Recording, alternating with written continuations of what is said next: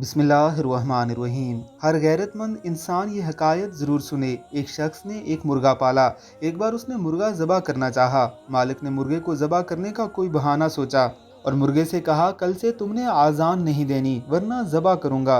मुर्गे ने कहा, ठीक है आका, जो आपकी मर्ज़ी। सुबह जो ही मुर्गे की आज़ान का वक्त हुआ, मालिक ने देखा कि मुर्गे ने आज़ान तो नहीं दी, लेकिन हस्बे आदत अपने परों को ज़ोर ज़ोर से फड़फड़ाया।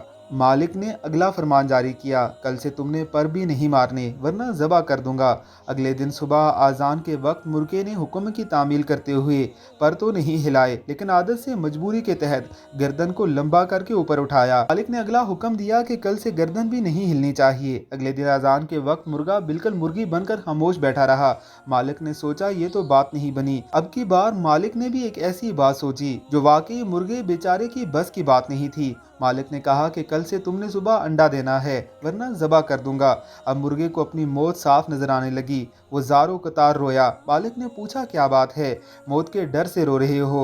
मुर्गे का जवाब बड़ा बाकमाल और बामानी था। कहने लगा, नहीं, रो इस बात पर रहा हूँ कि अंडे से बेहतर था आज़ान पर मरता। मौत बरहक है, क्यों ना हम हक की खातिर जान दें।